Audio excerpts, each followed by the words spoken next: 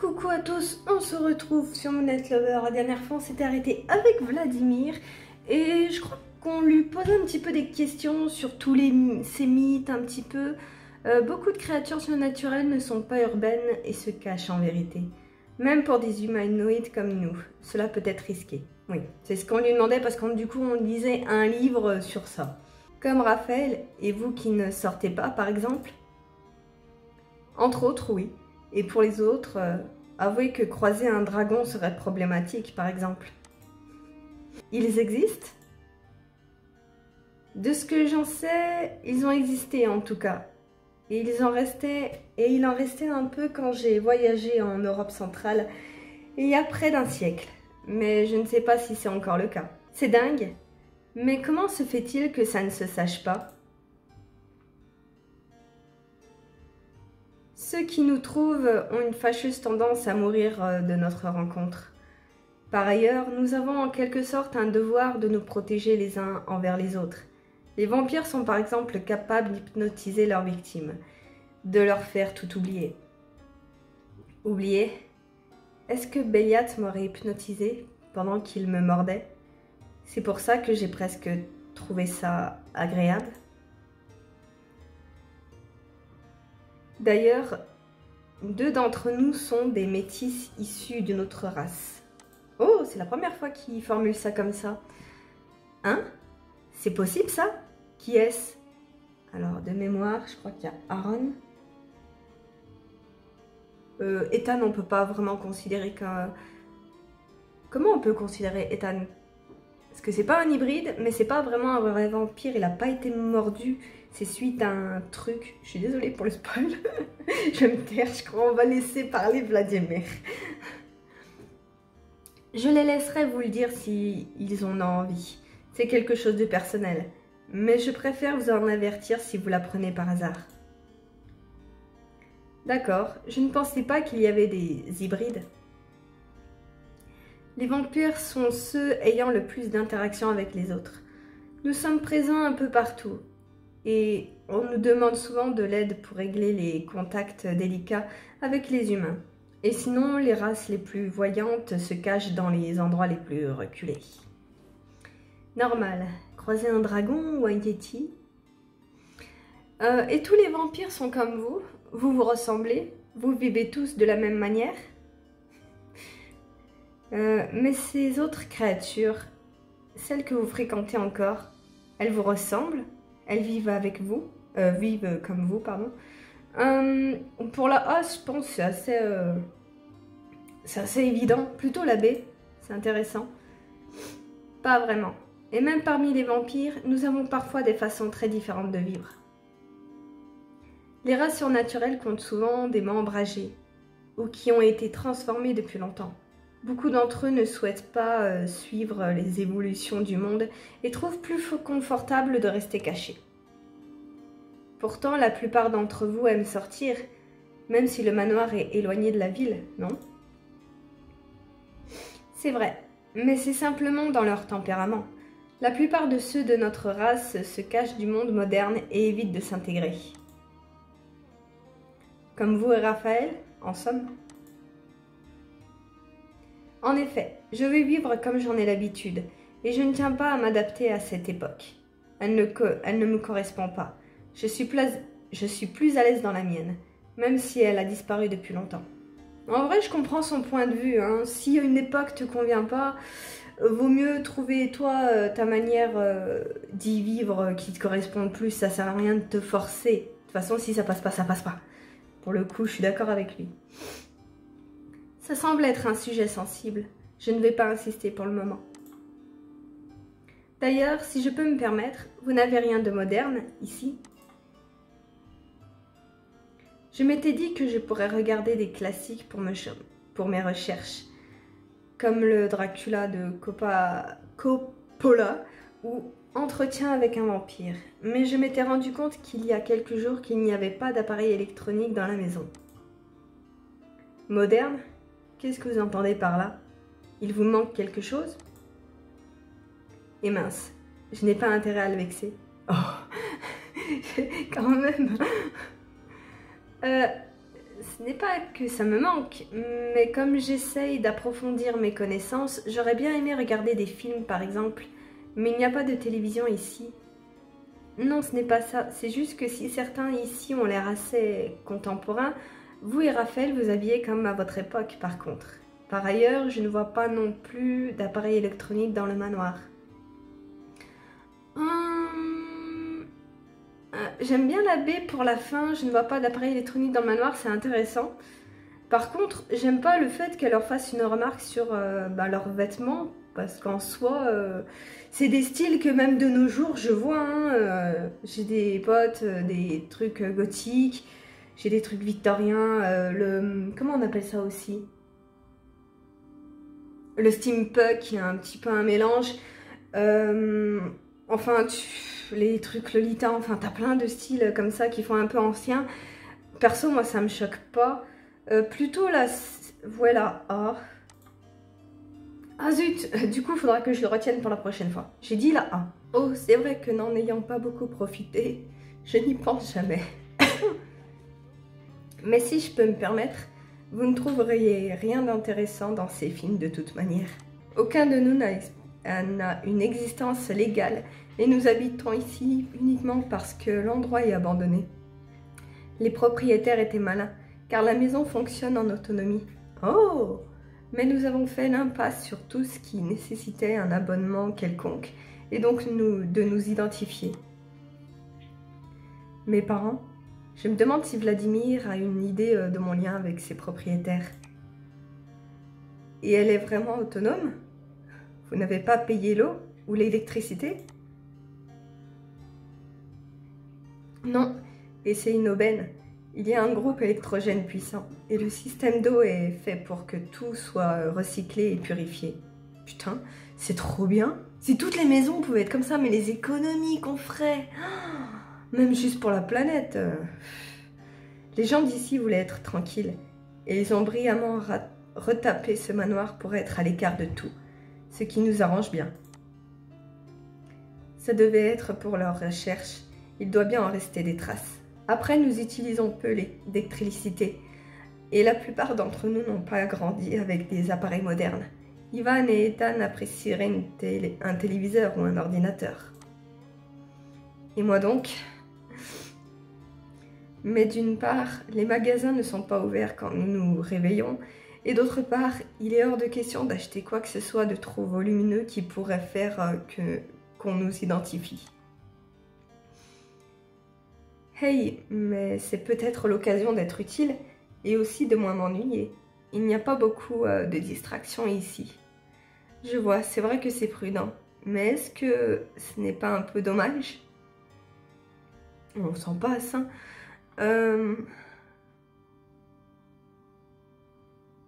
On va mettre la A, j'ai l'impression qu'elle va proposer son aide.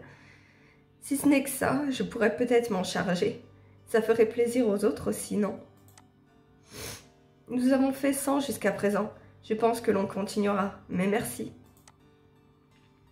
Vladimir a l'air assez frileux sur tout ce qui est moderne, dis donc.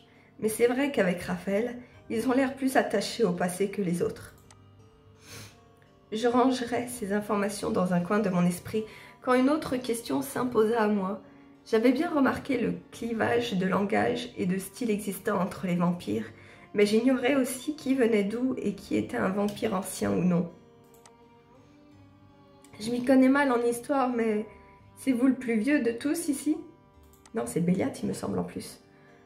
À vrai dire, le plus ancien d'entre nous est Aaron.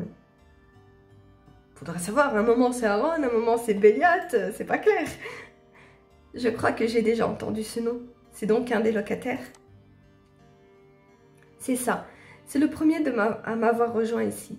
Béliat est arrivé peu après, suivi d'Ethan dans la foulée. Si je me rappelle bien, ils se sont connus avant qu'Ethan devienne un vampire. Et Béliat l'a accompagné un moment dans sa nouvelle vie. Oh, donc ils s'étaient croisés avant avec Béliat? Béliat aurait donc un cœur. Surprise! Je me mordis inconsciemment la lèvre. Malgré ma répulsion et ma méfiance, Béliat avait montré une facette plus posée, plus avenante, quand il m'avait vu complètement abattu. Mais je ne savais pas si c'était calculé ou non. Vous avez déjà croisé Ethan? Non, c'est vrai qu'on l'a pas encore croisé. J'ai déjà entendu ce nom, comme celui d'Aaron, mais je ne l'ai pas encore vu. Vous êtes tous drôlement discrets ou très occupés. Pour que je n'ai pas encore vu tout le monde, le manoir n'est pas si grand, j'avoue. Ethan et Aaron sont très souvent dehors, tout comme Béliat. Et étant donné votre rythme diurne, ça ne m'étonne pas que vous les ayez manqués. Bref, en tout cas, ce n'est pas dans ce livre-là que vous trouverez des informations sur nous.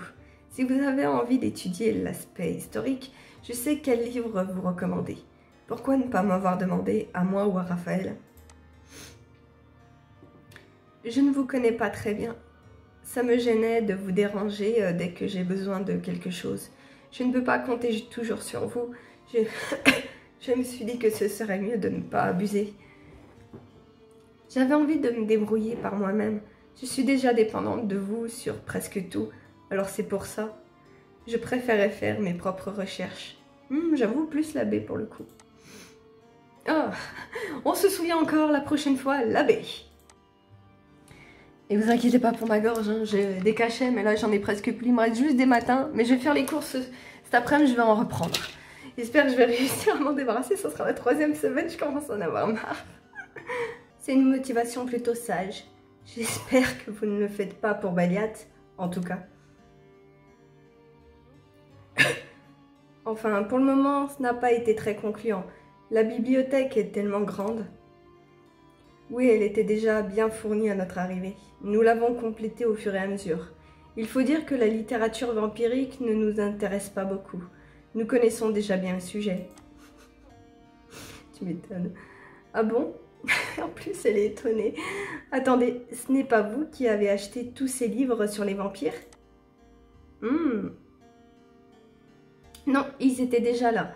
Comme je vous disais, franchement, même si c'est amusant de voir le point de vue des humains, ce n'est pas non plus le plus passionnant. Alors c'était à mes parents. Alors soit c'est une drôle de coïncidence, soit c'est très ironique. J'en ai quand même lu un paquet. Cela m'a aidé pendant un moment. Je peux vous conseiller des choses plus pertinentes si vous voulez.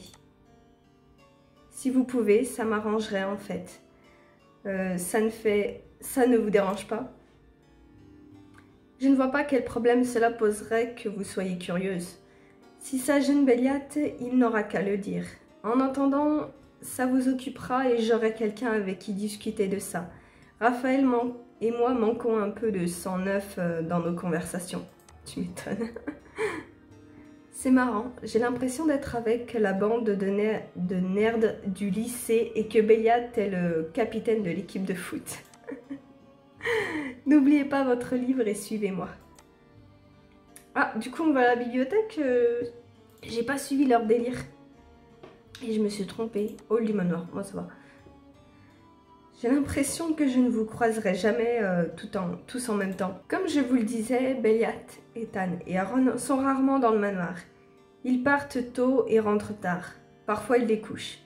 Ils n'aiment pas être enfermés. Et ce n'est pas dangereux?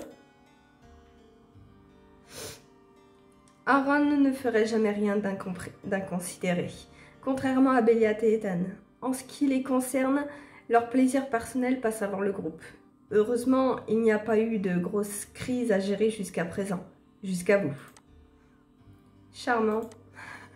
D'ailleurs, je n'ai pas reparlé avec Béliat de ce qui s'est passé, mais je me demandais ce qui était arrivé au vampire qui m'a agressé. Je n'en ai parlé avec personne encore, mais vous, Vladimir, vous savez quelle version de tout ça?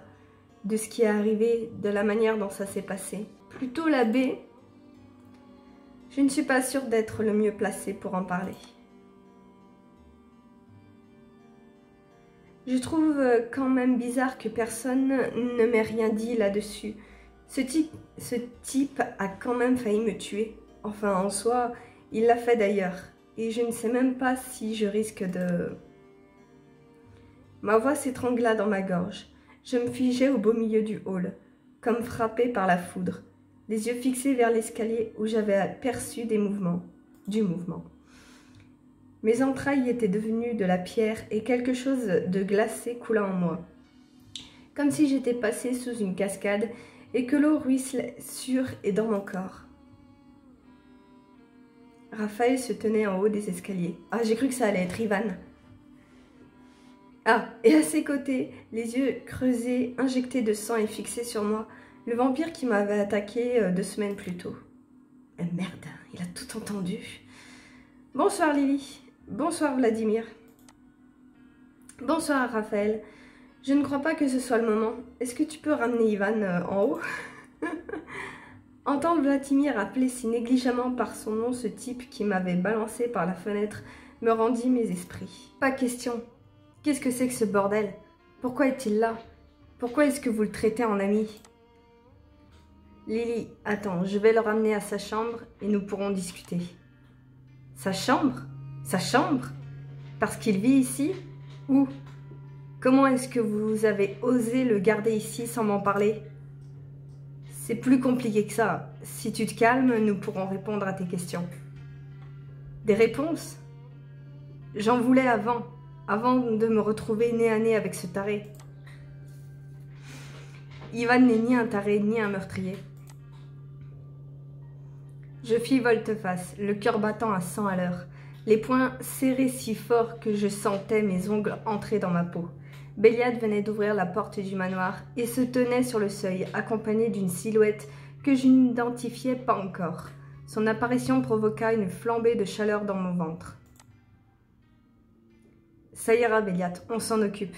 Je le pensais absent pour toute la soirée. Je te pensais absent, j'ai du mal lire.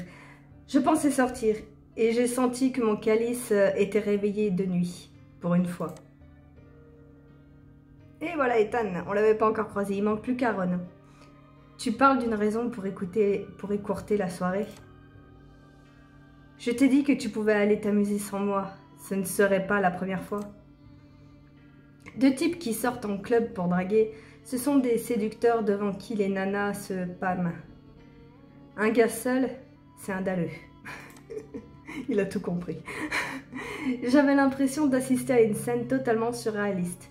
Avec mon duo de bibliothécaires planté dans le hall, mon agresseur figé entre les mains de Raphaël et les 2 culbuteurs en train de se chamailler pour avoir écourté leur séance de drague. Non, clubbeur, pardon. J'ai vraiment mal lu. C'en était trop. Bouclez-la tous. Je vais pas gueuler, commence à se faire tard. Un silence stupéfait et total se fit. Toutes les paires d'yeux se braquèrent sur moi. Je sentis mon visage s'enflammer, mais je m'en moquais. Pourquoi est-il ici? Il a essayé de me tuer. Sans Béliade, il y serait parvenu. Je suis passée par une fenêtre et maintenant je sais qu'il voulait boire mon sang. En pointant rageusement le jeune homme de l'index, je croisai son regard et un frisson de terreur me parcourut.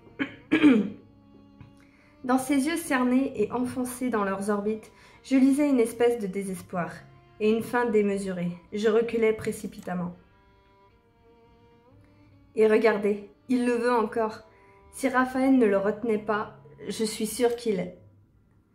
Il ne te ferait rien. Des mains fermes se refermèrent sur mes bras et je sentis la chaleur d'un corps dans mon dos. Je basculais la tête en arrière. J'avais reculé jusqu'à Béliade, qui me dominait et me fixait. Ses longs cheveux sombres nous encadraient tous les 2 et frôlaient mes épaules et mes bras. Tu es un calice. Il est interdit aux autres vampires de boire ton sang, car tu es lié à moi. Se servir au sang d'un calice est un crime, et je le sentirai directement. Tout comme je ressens le moindre de tes sensations quand je bois ton sang. Quand il boit mon sang, il sent tout ce que ça me fait. La douleur, l'adrénaline, la peur. C'est ce que j'allais dire. L'excitation, j'allais dire plutôt, mais le plaisir. Ivan est cependant un cas particulier. Comme tu le vois et comme tu en as malheureusement fait l'expérience. Ivan a peine à contrôler sa soif de sang. Le dit Ivan n'avait d'ailleurs toujours pas décroché un mot. Ce qui, combiné au silence de l'assemblée, rendait l'ambiance terriblement pesante. Ouf, attends. Et toi, est-ce que tu vas finir par parler, au bout d'un moment? Ou tu as trop peur que je découvre que tout ça, c'est du flan? Tu attends juste une occasion de me sauter dessus. Ok. Toi, ne me touche pas. J'aimerais comprendre votre problème à tous. C'est un genre de code d'honneur de protéger les vôtres? On s'en fiche d'une humaine? On doit protéger le clan? Un truc du genre? Oh là là. Je vois pas l'intérêt d'agresser Ivan en fait. Pour le coup, on sait que de toute façon, elle aura beau s'énerver, ça mènera nulle part. Donc plus lassée, on va essayer de poser des questions. Oh, hey, elle est pas si niaise qu'elle en a l'air, la gamine. Ah bon? Est inutile d'en rajouter. Oh, c'est bon. T'es le premier à te plaindre que tu as peur qu'elle pique une crise le jour où elle croisera Ivan. Tu vois, t'avais raison. Ah, d'accord, ils avaient prévu le truc. Et je vois à son regard que papy Vladimir désapprouve fortement ce que j'ai pu dire. Béliat, ce n'est pas parce que tu as la capacité émotionnelle d'une cuillère à café qu'il en est de même pour tous. C'est pas Hermione qui sort aussi cette réplique à Ron. Tu as la capacité émotionnelle d'une cuillère à café, d'une petite cuillère, je crois qu'elle lui dit exactement. Parce que tu as la capacité émotionnelle d'une petite cuillère. Et je crois qu'en plus j'ai même sorti ça à un pote récemment sans m'en rendre compte. C'est vraiment la punchline de l'année. Lily a de quoi être choquée et en colère. Être hystérique ne va pas arranger nos affaires. Hystérique? J'ai un peu le droit de l'être après ce qui s'est passé. S'il te plaît, arrêtez de vous disputer. Oh, on dirait un enfant qui demande à ses parents d'arrêter de s'engueuler. Nous nous retournâmes d'un même élan vers l'escalier, d'où ce filet de voix nous était parvenu. Raphaël s'y tenait toujours, les mains posées avec un geste protecteur sur les épaules du vampire. Je n'avais pas imaginé un timbre si hésitant, si bas. On aurait dit un animal battu qu'on avait traîné de force hors de sa cellule. Elle a raison. Ce que j'ai fait, si j'étais encore humain, je serais en prison maintenant. Et ce serait bien mérité. Bon sang, Ivan, on te l'a dit et répété. Tu n'es plus humain. Tu dois garder des codes. Mais pas cela. Tu as attaqué Lily à cause de ta nature. Et tu n'y peux rien.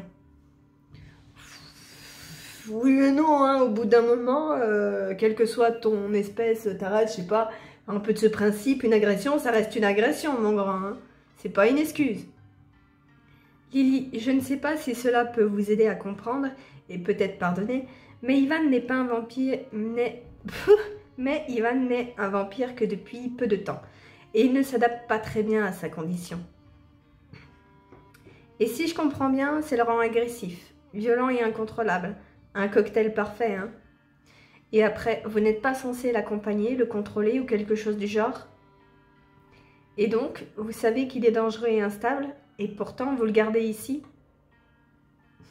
La C, non, plus la B, pour le coup, parce que c'est un questionnement que je m'étais déjà posé quand on faisait son histoire, parce que j'ai l'impression qu'il le laissait un petit peu se démerder tout seul, qu'ils essayaient pas de faire des genres de cours pour l'accompagner dans ce truc.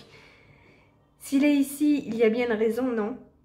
Et vous êtes tous conscients de son état. Elle met le doigt là où ça fait mal. Je commence à bien l'aimer.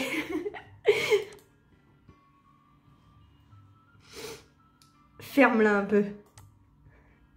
Ça t'énerve qu'elle ne laisse pas berner par tes numéros de charme? Allez, je sais qu'au fond, tu adores ça. Ethan, je t'ai dit de la boucler.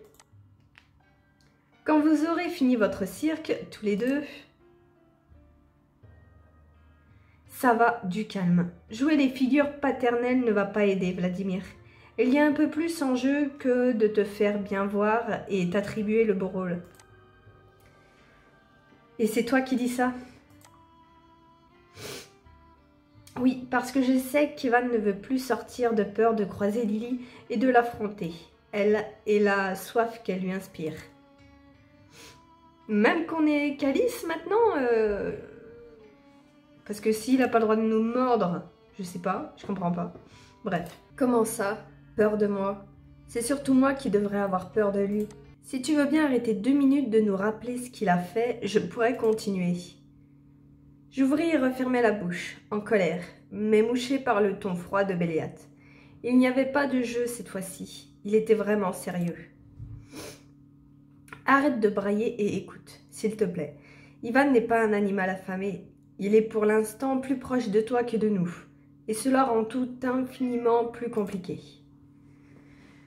Et je devrais juste me taire et accepter qu'il soit ici, tout près de moi?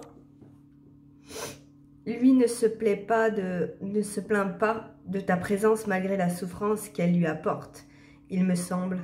Il a peut-être provoqué cette situation, mais il la supporte encore moins bien que toi. Ce n'est pas lui qui a failli mourir et a été transformé en calice dans cette histoire. Peut-être pas. Lui est mort avant ta venue et doit maintenant subir une condition qui lui dépasse et le terrifie. Le silence retomba, avec le tranchant d'une lame. Je ne trouvais plus rien à dire cette fois, et plus personne n'osait dire quoi que ce soit. Je crois que personne, en fait, avant, Béliat nous avait dit exactement ce qui était arrivé à Ivan, même sans rentrer dans les détails. À part Béliat. Ivan, tu as raison de descendre. On ne peut plus te voir rester recroquevillé dans ta chambre à souffrir de la soif comme s'il s'agissait d'une pénitence. Tu l'amenais à... Hein? Tu l'amenais à Ron Raff? Ah d'accord, c'était une question.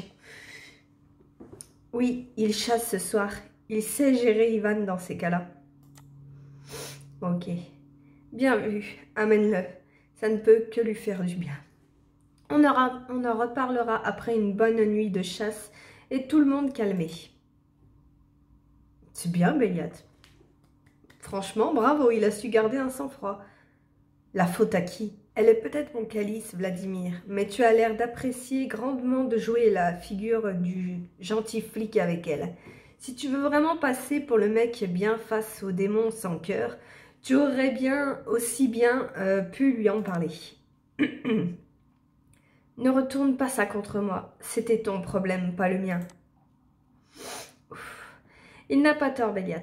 C'est un peu facile de vous retourner contre Vladimir et rejeter la faute sur quelqu'un d'autre. Vladimir, vous ne vous êtes pas montré aimable juste à cause de Béliat, n'est-ce pas? À la longue, je finis par ne plus savoir qui aurait raison ou tort, et j'ai peur de le découvrir au final. Et si Vladimir faisait ça uniquement pour contrarier Béliat? Et si c'était l'inverse? C'est ça en fait. En vrai, ils auraient dû tous se réunir, tous en groupe, sans Ivan au début, et lui expliquer vraiment toute la situation. Donc lui expliquer pour le calice, lui expliquer comment ça se passe dans la maison, lui expliquer un petit peu le background de tout le monde sans rentrer dans les détails non plus. Mais ils auraient dû faire ça tous depuis le début. Là, ça nous tombe sur un cheveu sur la soupe et ça me laisse penser que si l'occasion ne se présente pas, en fait, jamais aucun n'en aurait parlé. Juste, même Béliat. Là, ils en parlent parce qu'il y a eu conflit. Sinon, avant... qui est ça, j'ai l'impression jamais ils auraient fait quoi que ce soit, donc ils sont un peu tous en tort pour moi, pour le coup. Du coup, ouais, donc là, il n'a pas tort, Béliat, c'est un peu facile de retourner. Ouais, donc là, on prend le parti de Vladimir. Vladimir, vous n'êtes pas montré aimable. Et là, on parle le parti un petit peu de Béliat. On va mettre la C, parce qu'au bout d'un moment...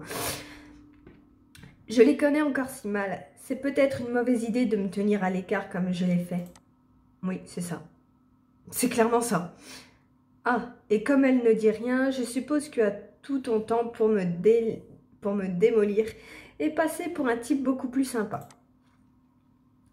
Pour ça, il n'y a pas besoin de forcer beaucoup. Et puisqu'elle ne trouvait pas de réponse, elle devait bien venir en chercher quelque part. Le sujet est sur le tapis de toute manière. Inutile de faire marche arrière. Lily, suis-moi. Ah. Où ça? Pardon? Tu m'as entendu, non? Il faut qu'on parle, suis-moi. Ah bah dis-le alors! Il manquait un élément à ta phrase avant, parce que c'était clairement un ordre, et on savait pas pourquoi. Comment ça? Soudainement, alors qu'on est en train d'en débattre tous ensemble. Vous êtes en train d'en débattre, moi pas. J'ai assez vu les autres, et particulièrement Vladimir pour la soirée. Allons continuer cette discussion ailleurs. Et franchement, on peut dire ce qu'on veut, mais c'est une colloque vraiment particulière. Hein. Je veux bien qu'il y ait des tensions, que tout le monde soit pas d'accord entre eux et tout ça, mais je trouve vraiment que l'organisation, elle a pété. Hein. Je pense que je l'ai déjà dit, mais je le redirai à chaque fois s'il le faut. Vraiment, il y a un problème de communication, les mecs, là. Bref, nous, on va s'arrêter là. On verra bien ce que Beyat va trouver à nous dire pour la suite. Et je pense qu'après, par la suite, elle aura une discussion avec Ivan. Il me semble que avec Aaron, c'était arrivé. Et Tan, j'avoue que je me souviens plus. Je crois qu'on en avait une vite fait. Et je pense que là aussi, ça va être le cas en vrai. Donc bon, je me fais pas trop de soucis. Ça va s'arranger, hein, tempéré. Bref, à la prochaine!